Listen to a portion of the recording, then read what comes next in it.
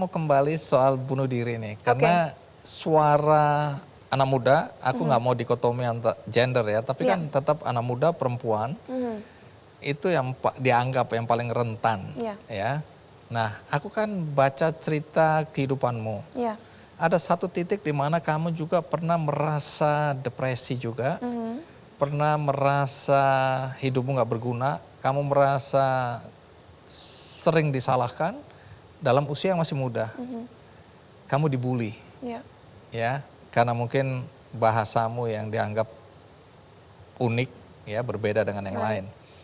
Kamu mengakui itu, bahwa kamu mengalami masa-masa di mana kamu nggak happy, kamu nggak bahagia dengan hidupmu, mempertanyakan kebahagiaan itu. Nah, kan banyak juga anak-anak Indonesia yang dibully, dirundung.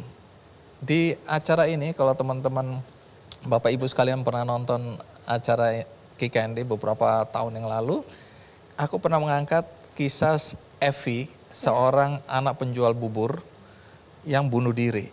Kenapa? Karena di sekolah dia dirundung, dibully. Bilang Evi anaknya tukang bubur, Joko tukang bubur.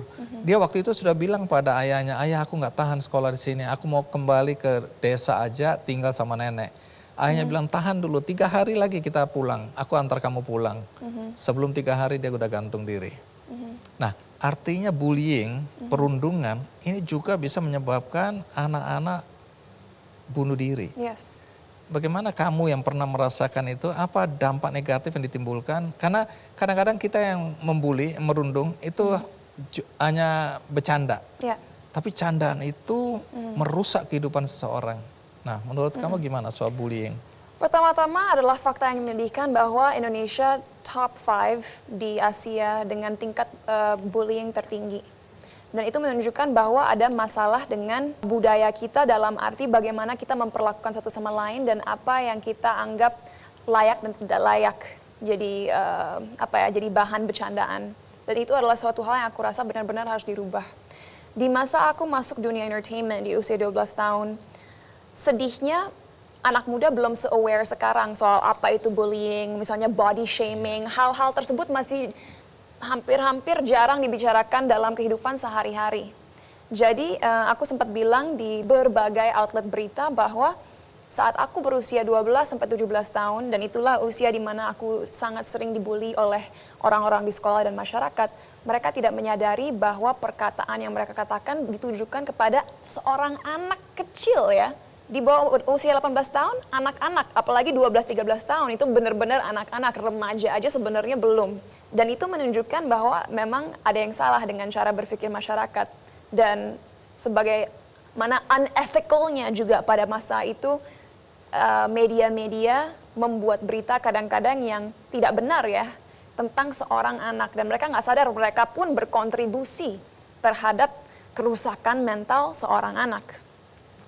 Kenapa aku bisa keluar dari situasi itu? Kalau pada zaman itu, karena memang aku tipe orang yang tidak pernah menyerah dan tidak suka menunjukkan kesedihan atau weakness, aku menggunakan kesedihan dan frustasi aku sebagai bensin atau motivasi untuk menjadi seorang murid yang sukses, seorang atlet yang sukses, sebagai aktivis sosial yang juga berusaha berdampak baik bagi orang lain. Dan akhirnya pembuktian aku adalah saat diterima di berbagai universitas di US.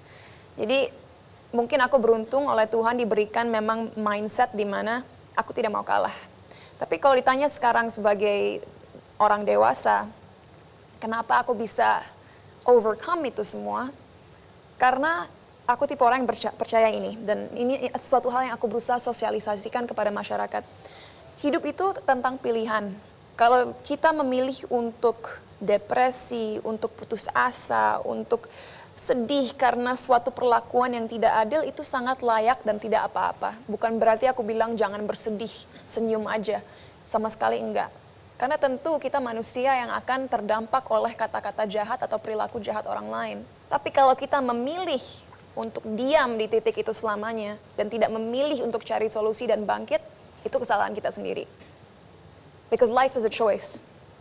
So aku bisa pada saat itu memilih untuk menjadi korban dan mempunyai mental korban. Tapi pada saat aku bilang ke diri aku sendiri, enggak, experience yang sudah aku alami harus menjadi sumber pembelajaran dan harus menjadi sumber yang menguatkan diri aku agar aku bisa terus maju, belajar, dan akhirnya menggunakan experience tersebut untuk memberdayakan dan menguatkan orang lain yang pernah mengalami hal yang sama atau serupa.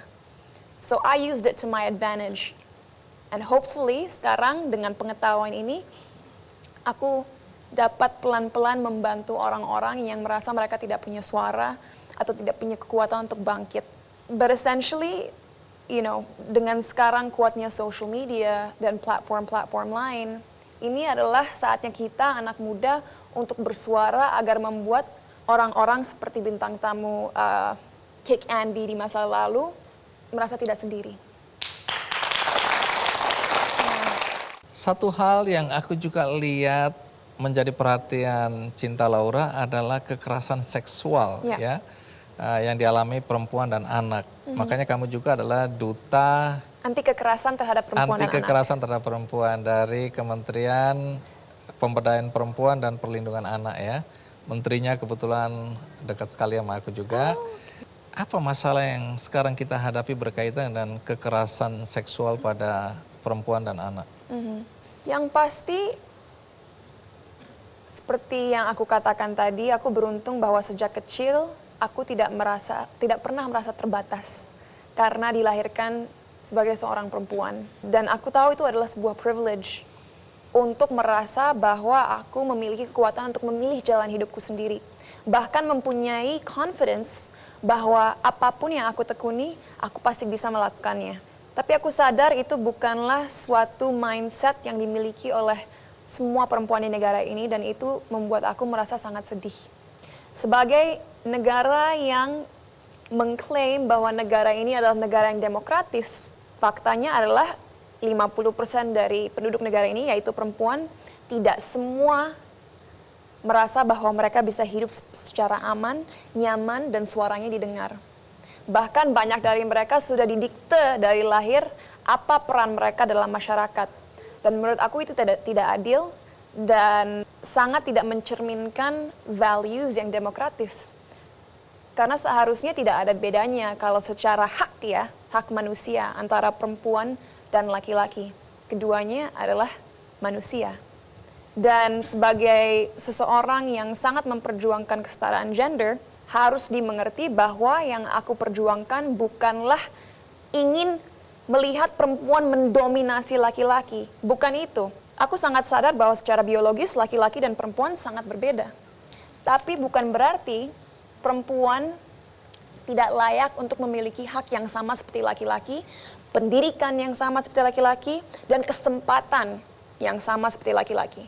Karena kalau dari segi sosial, kita punya kemampuan dan kompetens dan potensi yang sama seperti laki-laki, dan itulah yang aku ingin benar-benar tunjukkan kepada perempuan Indonesia. Dan mengenai kekerasan, jangan salah, aku sadar bahwa negara manapun di dunia, bahkan first world countries, masih belum sepenuhnya perfect atau bebas.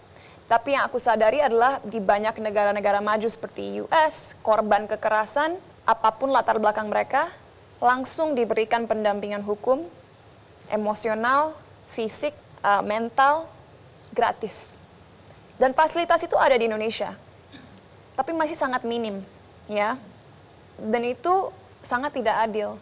Seharusnya korban bukannya dikecilkan, dipandang rendah, dan menanggung stigma yang ada dalam masyarakat kita. Harusnya mereka dirangkul dan dibantu agar bisa bangkit kembali. Dan lagi-lagi ini masalah paradigma. Masih banyak sekali asosiasi kekerasan dengan misalnya perilaku yang tidak baik atau perilaku yang tidak moral. So this, sebelum kita bisa melihat tingkat kekerasan di negara ini menurun, pertama-tama kita harus mengajarkan seluruh masyarakat apa itu kekerasan, apa dampaknya, dan apa yang harus dilakukan jika seorang mengalami kekerasan. Dan bagaimana kita bisa mencari solusi dari sebuah masalah yang sangat besar jika pengertiannya belum ada. Dan mari kita sekarang ngomong secara angka ya, ayo kita lupakan sisi kemanusiaan kita.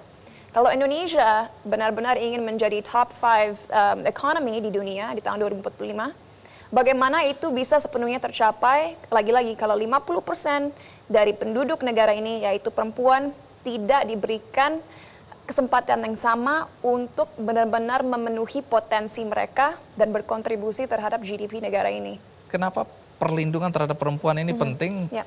Konteksnya kamu tadi cerita tentang perimbangan, terus kemudian Ekonomi. pertumbuhan ekonomi di Indonesia dan lain-lain. Jadi sebelum seorang manusia laki-laki atau perempuan memasuki pendidikan formal, orang tersebut dididik oleh ibunya.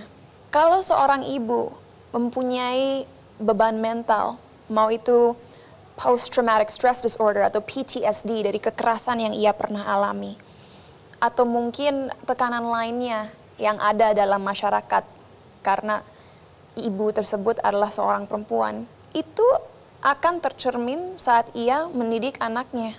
Dengan intelligence emosional yang mungkin sedikit labil atau Terganggu. mungkin kurang, ia tidak akan bisa memberikan cinta seutuhnya terhadap anaknya atau didikan yang baik kepada anaknya yang bisa membedakan apa yang moral, apa yang tidak moral, apa yang etis, apa yang tidak etis.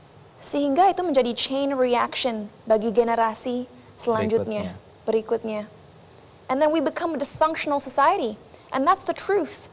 Kenapa misalnya di Indonesia tingkat kekerasan sangat tinggi? Satu, memang karena banyak hal tidak dianggap kekerasan. Tapi kedua, karena bias-bias yang ada juga. Ketiga, karena banyak sekali orang-orang tidak dididik dengan benar apa itu yang salah, apa itu yang benar. Mereka mungkin anak dari kecil sudah melihat orang tuanya, specifically ibunya, menerima tindakan kekerasan sehingga hal itu dinormalisasikan. And it becomes a generational immoral act. And we need to stop this for many reasons. Karena dari timbulnya, kelabilan emosional, mental, kita juga tidak bisa jadi penduduk yang produktif. Lagi-lagi kalau kita mau bicara secara ekonomi, tidak kemanusiaan, we're not going to be productive members of society. When you're not a productive member of society, you can't work to your fullest ability, and you can't contribute to the economy. And what happens to your country? It collapses. Jadi konteksnya itu tadi Yeah. ya. Kenapa perempuan menjadi penting? Itu dari satu sisi ya. Satu sisi, Ya. iya. Cara aku give back adalah sesuai nama aku harap dengan rasa cinta yang aku miliki, aku bisa menyebarkan cinta melalui pendidikan, melalui kegiatan sosial, melalui menyadarkan anak muda akan value mereka.